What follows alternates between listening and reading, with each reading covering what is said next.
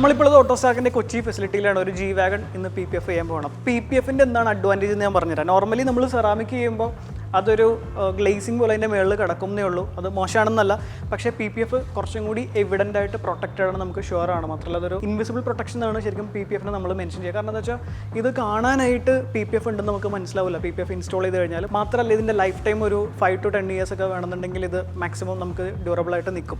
ഇതിൻ്റെ അഡ്വാൻറ്റേജ് വരുന്നത് റോട്ടിൽ നിന്നുള്ള ചിപ്സ്, മെറ്റൽ ചിപ്സോ അല്ലെങ്കിൽ റോട്ടിൽ നിന്നുള്ള സ്റ്റോൺസോ അതൊക്കെ പെയിൻറ്റിൽ ഹിറ്റ് ചെയ്ത് കഴിഞ്ഞാൽ ചിലപ്പോൾ പെയിൻറ്റ് ഡാമേജ് ആവാൻ ചാൻസ് ഉണ്ട്. PPF ചെയ്ത് കഴിഞ്ഞാൽ ഇതെല്ലാം സെൽഫ് ഹീലായിട്ടും അല്ലെങ്കിൽ പെയിൻറ്റിൽ ഡാമേജ് ഇല്ലാത്ത രീതിയിൽ PPFിൽ മാത്രം സ്ക്രാച്ച് ആയിട്ട് അത് നിൽക്കും. ഇത് ചെയ്ത് കഴിഞ്ഞാൽ ഫുൾ ഇമ്പാക്റ്റ് അത് എടുക്കും എന്നല്ല, എന്നാലും ഒരു പരിധി വരെ ഇത് കൺട്രോൾ ചെയ്യാനായിട്ട് പറ്റും. പിന്നെ പ്രീമിയം കാർസിലൊക്കെ ചെയ്യുകയാണെന്നുണ്ടെങ്കിൽ ഇതിൻ്റെ കളർ എപ്പോഴും വാഷ് ചെയ്ത പോലെ അല്ലെങ്കിൽ എവിഡൻ്റ് ആയിട്ട് ഒരു പ്രീമിയം ലെവലിൽ തന്നെ ഉണ്ടാവും.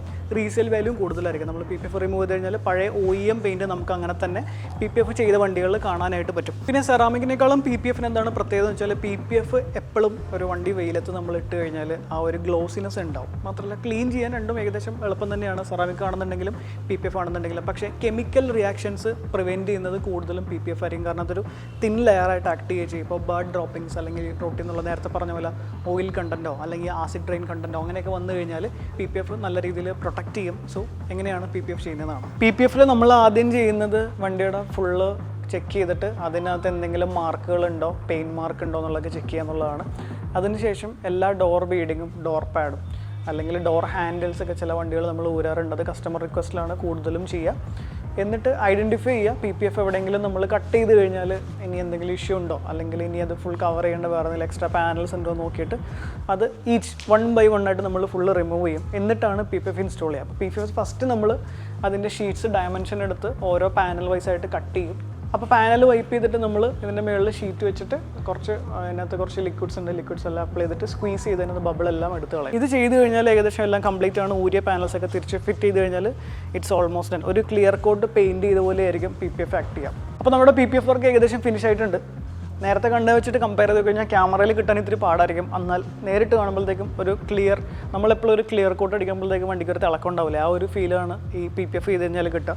ഇതിൽ എൻഡയർ പാനൽസ് നമ്മൾ PPF ചെയ്തിട്ടുണ്ട്. ഈ ലൈറ്റ്സും പിന്നെ ഈ സൈഡിലെ ബീഡിങ്ങും ഡോർ ഹാൻഡിൽസും നേരത്തെ ഞാൻ പറഞ്ഞ പോലെ തന്നെ എല്ലാം റിമൂവ് ചെയ്തിട്ടാണ് ചെയ്തിട്ടുള്ളത്. ഇനി ഇത് ചെയ്ത് കഴിഞ്ഞാൽ ഇനി ഒരു 5 വർഷത്തേക്ക് ഈ വണ്ടിയുടെ ബോഡി പാനൽസിലൊന്നും എക്സ്റ്റേണൽ എന്തെങ്കിലും കെമിക്കൽ റിയാക്ഷനോ അല്ലെങ്കിൽ ബഡ് പോപ്സ് അങ്ങനെ എന്തെങ്കിലും വന്നു കഴിഞ്ഞാൽ അത് റിയാക്ട് ചെയ്യും, അങ്ങനെയൊന്നുമില്ല. പിന്നെ സ്ക്രാച്ച് ആയി കഴിഞ്ഞാൽ സോൾ മാർക്സ് എന്തായാലും വരും, പക്ഷേ അത് ഓട്ടോ ഹീലായി വരും. സോൾ മാർക്സ് എന്ന് വെച്ചാൽ നമ്മളിപ്പോൾ എന്തെങ്കിലും ക്ലോത്ത് വെച്ചിട്ട് വാഷ് ചെയ്യാൻ നേരത്ത് ഇതിൻ്റെ മുകളിൽ നമ്മൾ പുറത്തൊക്കെ മെയിൻലി നമ്മൾ വാഷിംഗ് സെൻറ്ററിൽ കൊടുത്തു കഴിഞ്ഞാൽ അവർ യൂസ് ചെയ്യുന്ന ആ ഒരു ക്ലോത്തിനകത്ത് ഡേർട്ട് അല്ലെങ്കിൽ കുഞ്ഞൊരു സ്റ്റോണൊക്കെ ഉണ്ടെന്നുണ്ടെങ്കിൽ, ചിപ്പ് ഉണ്ടെങ്കിൽ നമ്മൾ വാഷ് ചെയ്യാൻ നേരത്ത് ആ മാർക്സ് ഇതിനകത്ത് വരും. ഇത് വെയിലത്ത് കിടന്നു കഴിഞ്ഞാൽ PPFിൽ ഓട്ടോ ഹീൽ എന്നുള്ളൊരു ഓപ്ഷൻ ഉള്ളതുകൊണ്ട് ഓട്ടോമാറ്റിക്കലി ആ മെറ്റീരിയൽ സ്ട്രെച്ച് ആയി കഴിഞ്ഞാൽ ആ മാർക്ക് പോകും. സെറാമിക്കിലും അങ്ങനത്തെ ഒരു ഓപ്ഷൻ നമ്മൾ മുമ്പ് ചെയ്തിട്ടുണ്ട്. ഫെയിൻ ലാബിൻ്റെ സെറാമിക് കോട്ടിങ്ങിൽ അതിപ്പോൾ അവൈലബിൾ ആണ്. എല്ലാ സെറാമിക് കോട്ടിങ്ങിലും ഈ ഒരു പ്രോപ്പർട്ടി ഉണ്ടാവില്ല. അപ്പോൾ PPFിലും എല്ലാത്തിലും ഈ സെൽഫ് ഹീലിംഗ് പ്രോപ്പർട്ടി ഇല്ല, എന്നാൽ പ്രൊട്ടക്റ്റ് ചെയ്യുന്നത് മാത്രമേ ഉള്ളൂ. പക്ഷേ കെയർ ചെയ്യുക, ഇതൊരിക്കലും ഇമ്പാക്റ്റ് എടുക്കില്ല.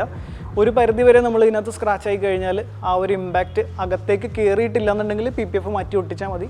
പക്ഷേ ഹാർഡ് ഇമ്പാക്റ്റ് വന്നു കഴിഞ്ഞാൽ ഉറപ്പായിട്ടും ഇത് അകത്തോട്ട് പോകും. അപ്പോൾ PPF ചെയ്തു എന്ന് വിചാരിച്ച് നമുക്ക് ഫുൾ 100% എല്ലാം പ്രൊട്ടക്റ്റ് ചെയ്തെന്ന് പറയാൻ പറ്റില്ല. അപ്പോൾ PPF ചെയ്ത വണ്ടിയാണെന്നുണ്ടെങ്കിലും സെറാമിക് ചെയ്ത വണ്ടിയാണെന്നുണ്ടെങ്കിലും നിങ്ങൾ പുറത്ത് വാഷിങ്ങിന് കൊടുക്കുകയാണെന്നുണ്ടെങ്കിൽ ഒരു ക്ലോത്ത് എപ്പോഴും കയ്യിൽ വെക്കുക. എന്നിട്ട് ആ ക്ലോത്തിൽ മാത്രം വാഷ് ചെയ്യാനായിട്ട് പറയാം. ബോഡി വാഷ് ചെയ്യാനും ടയർസ് വാഷ് ചെയ്യാനൊക്കെ സെപ്പറേറ്റ് ക്ലോത്ത് കൊണ്ടു നടക്കലാണ് ഏറ്റവും നല്ലത്.